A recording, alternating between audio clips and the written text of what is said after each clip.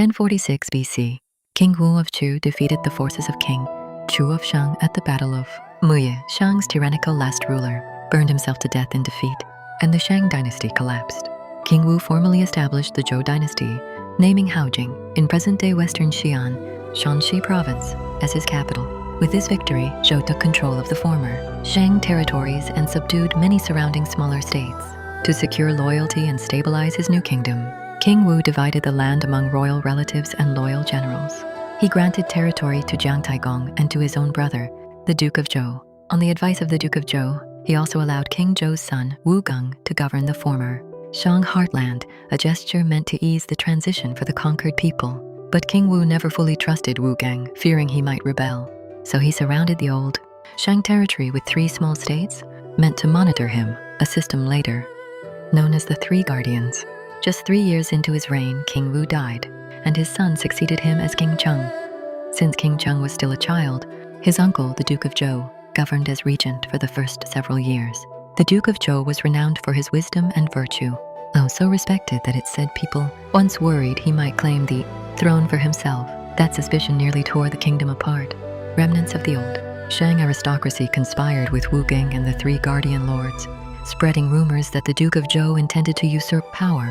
This sparked a major rebellion, known as the Rebellion of the 3 Guardians. The Duke of Zhou personally led a campaign east to crush it, a war that took 3 years. The rebellion's leaders were killed or exiled, and the threat was eliminated. Once King Cheng came of age, the Duke of Zhou stepped down and returned full power to him, even though King Cheng, grateful for his uncle's service, offered him his own dukedom as Lord of Lu.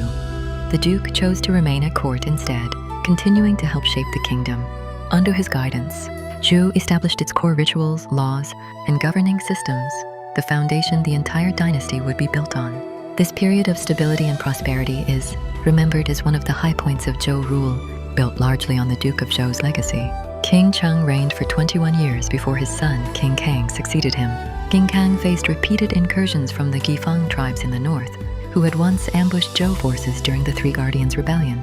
He launched a major 2-phase military campaign against them, ultimately destroying their forces, killing thousands, capturing their leaders along with over 10,000 prisoners, and seizing enormous numbers of livestock and chariots. This secured the northwestern frontier for decades.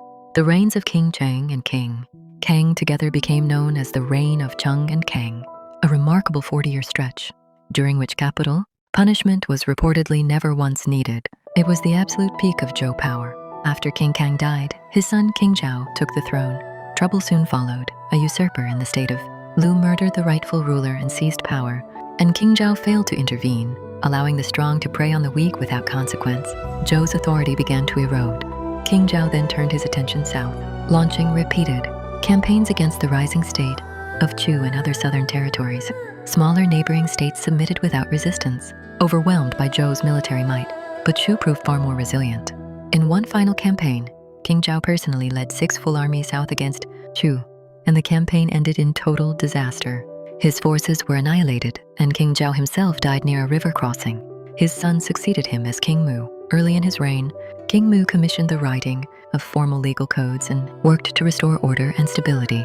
After his father's disastrous southern campaign, when the Quanrong tribes in the north failed to send tribute, King Mu personally led a punitive campaign against them and won a decisive victory. King Mu reigned for 55 years, the longest reign of any Zhou king, and before his son King Gong succeeded him. According to legend, the ruler of the small state of Mi refused to surrender 3 beautiful women to King Gong as tribute, and in response, King Gong sent an army that wiped the state out entirely. After King Gong's 22-year reign, his son King Yi took the throne, and from here, the dynasty's slow decline accelerated. Court politics grew increasingly corrupt and central authority weakened. When the Xinyan tribes invaded and nearly reached the capital itself, King Yi was forced to relocate the capital eastward to Guangqiu, in present-day Xingping, Shanxi. After King Yi's 8-year reign, a noble named GP staged a coup and seized the throne as King Shao. Once in power, King Shao worked to restore order, defeating the Xianyun and forcing them to negotiate peace. He also ordered one of his concubines to oversee horse breeding, and within 3 years, the royal herds multiplied dramatically. As a reward, he granted her family a fiefdom in the western region of Qin, the very seed from which the future Qin dynasty would eventually grow. After King Xiao's 6-year reign, the throne returned to King Yi's bloodline, passing to his son King Yi II. During his reign, several vassal states with different surnames stopped sending tribute or paying homage altogether. The ruler of Chu grew so bold that he began crowning his own sons as kings, openly mimicking the authority of the Zhou throne itself. Around this time, King Yi, swayed by slander, executed the ruler of the state of Qi without real justification, a decision that further damaged Zhou's credibility among the vassal states. After King Yi's reign, his son took the throne as king. King Li proved to be one of the most disastrous rulers in Zhou history.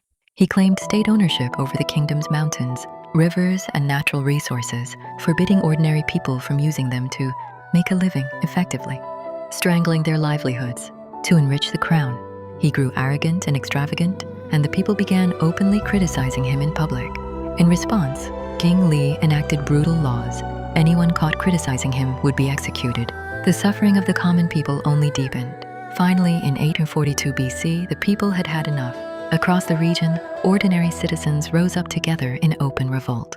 King Li fled the capital in panic, narrowly escaping with his life. His son, the crown prince, was hiding at the home of a loyal minister named Duke Zhou when the rebels surrounded the house demanding his life. Duke Zhou made an extraordinary sacrifice. He handed over his own son in the prince's place, saving the heir's life at the cost of his own child's. With the king gone and no clear ruler in place, 2 senior ministers, Duke Zhou and Duke Zhao, jointly governed the kingdom together. This unusual period of shared rule became known as the Gonghe Regency, the Republican administration. King Li died in exile years later, and the crown prince finally took the throne as King Xuan. Determined to undo the damage of his father's tyranny, King Xuan appointed capable ministers, restored earlier, more benevolent governing policies, and managed to revive the weakened Zhou court for a time, an era remembered as the restoration of King Xuan. But the respite didn't last. Around 789 BC, northern nomadic tribes, fierce horse-riding warriors skilled in mounted combat, launched a massive invasion, sweeping into the heartland of China, burning and looting as they went. King Huan rushed his best remaining forces, pulled from loyal southern vassal states, to meet them in a desperate battle. Despite their courage, the Zhou forces were simply outmatched by the nomadic cavalry. The battle ended in catastrophic defeat. Zhou's finest army was wiped out, and King Xuan himself barely escaped with his life. Zhou's military strength never recovered. After King Xuan's 46-year reign, his son took the throne as King Yu, and he would prove to be the dynasty's last ruler. King Yu was greedy, corrupt, and neglected his duties, surrounding himself with flattering, self-serving officials. One loyal minister, Baoxiang, was imprisoned simply for speaking an inconvenient truth. In a desperate bid to save his father, Baoxiang's son presented King Yu with a stunningly beautiful woman named Baoxi. King Yu became utterly infatuated with Baoxi, favoring her above every other woman in his court. He eventually deposed his rightful queen and crown prince, elevating Baoxi to queen in their place and turning against the queen's father, the Marquis of Shen, who was understandably furious.